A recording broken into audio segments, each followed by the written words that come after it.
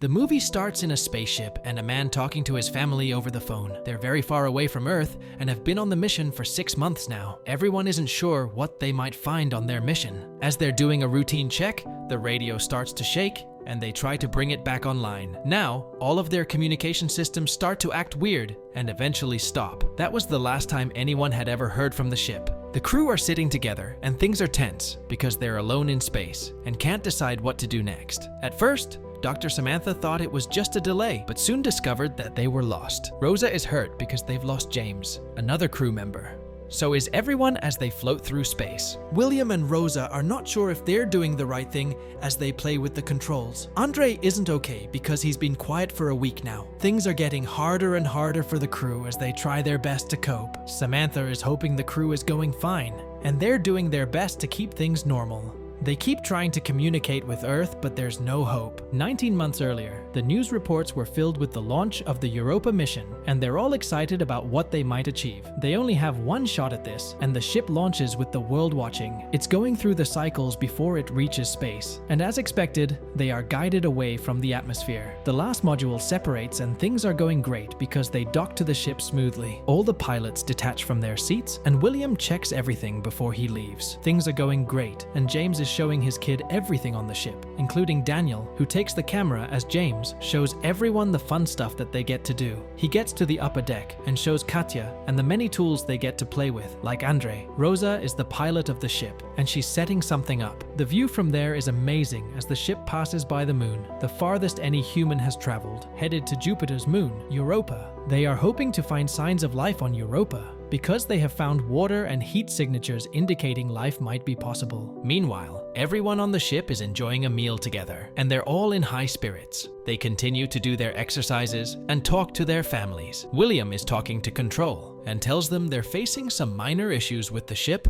that William seems to be doing pretty well. Katya doesn't like the shower, but James is more worried about drinking their filtered urine. He thinks the women are upset with the limited outfit selection. Later, everyone grabs a drink and toasts as they all continue to have a good time. William is the captain of the mission, Daniel is the science officer, Katya is also a science officer, Andre is an engineer, James is also an engineer, and Rosa is their pilot. Dr. Pamuk was the one who was in charge of the design of the ship. At present, they're a month away from Europa, and they're worried about Andre's condition. He doesn't care and leaves them. Daniel doesn't think they should leave him alone when they land, and William agrees. They have gotten to Jupiter and are very close to their final destination. They are close enough to get into orbit, and the ship shakes as it's pulled by Jupiter's gravity. They have gotten to where they want to be, and the lander detaches from the ship. They get closer and closer, and finally, after some shaking inside the lander, they manage to make contact with the ground. Everything is calm now, and they cheer because they've made it to their destination despite the odds. Rosa and William are checking on Katya, who's mesmerized by the ice that she sees on Europa. Samantha doesn't know that they have landed. William isn't too happy that they didn't land exactly where they wanted to. The target area was determined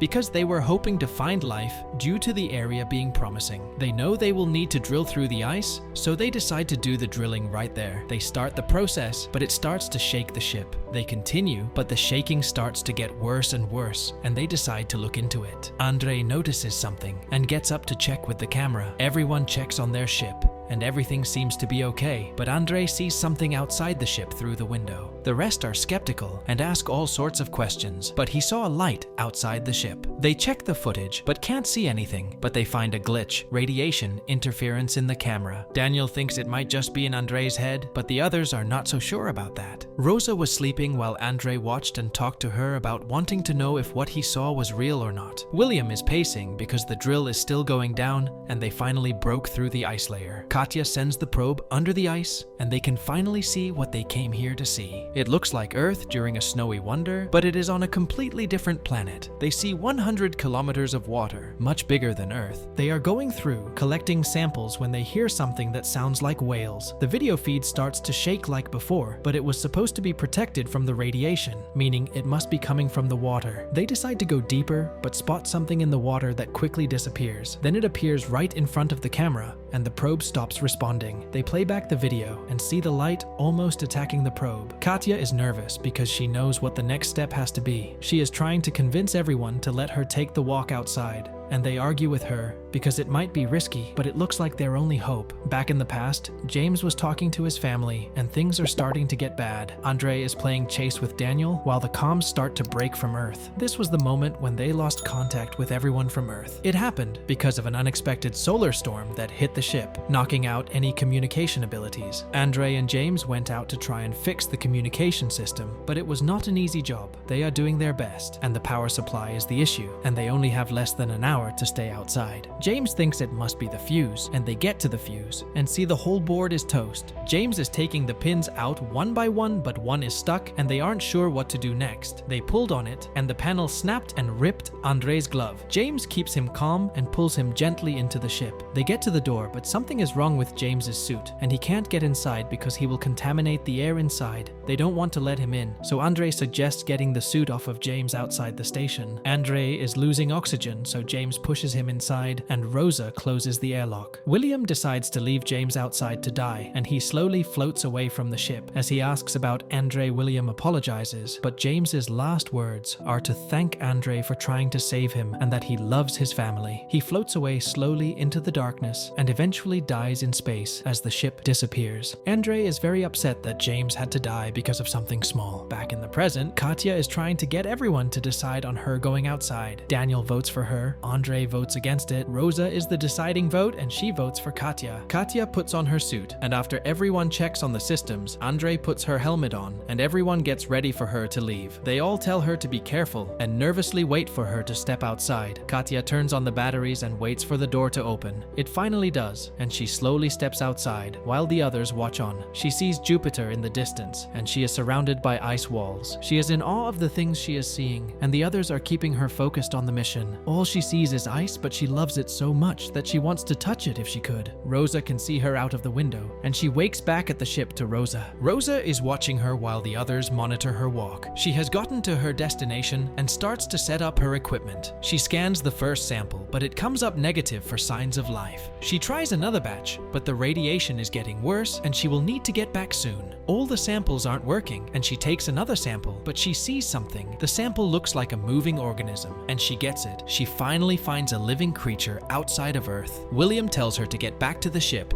and she is very excited about her discovery, and she sees the same light as Andre. They agree to let her investigate, and she goes out of the view of Rosa. Katya chases the light and turns off her light to try and see if it reacts. She sees it and gets closer, despite the others telling her to get back. The ice starts to break, and she falls into the water. They hear her, and she is under the ice, in the water. Katya is still alive, and she sees the light up close, while the others are devastated at another loss. William feels responsible for her death. They get together to discuss what happened, and assure that she is looking at a complex life. Andre thinks they need to leave because they will need to bring the data back to Earth. They get ready to get their lander off the surface. The temperatures aren't stable, but they decide to launch anyway, and they can't keep the lander steady. Errors are happening everywhere, so William tells her to get back on the surface. The engines cut out, and Rosa can't hold the ship, so they crash land back on the surface, making William hit the ground. Rose wakes up to find the ship in darkness, and everyone passes out. She keeps checking and manages to get the ship turned back on. She wakes Andre, and David is okay too,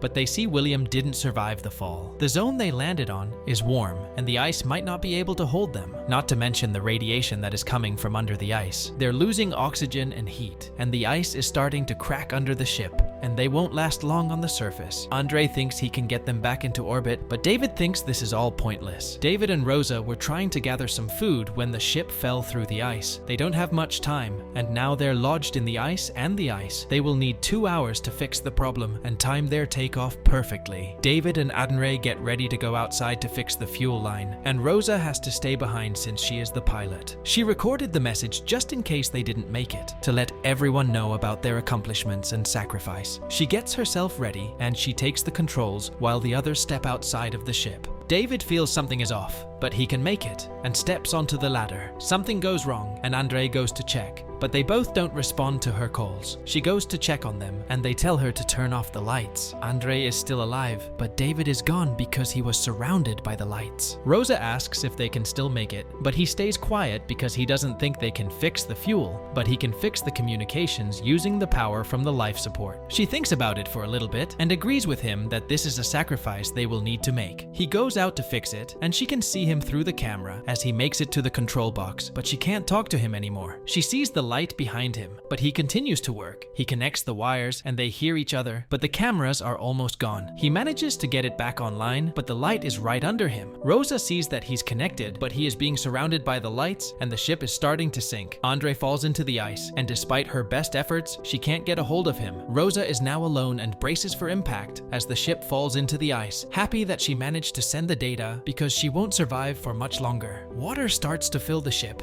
and it is getting too much, and it soon takes over the whole ship. The movie ends as Samantha talks about how they got the messages that Rosa and the others sent and all the sacrifices that they made, and the creature that they discovered in the water, making their mission a success. And with that, the movie ends. We hope you enjoyed our video.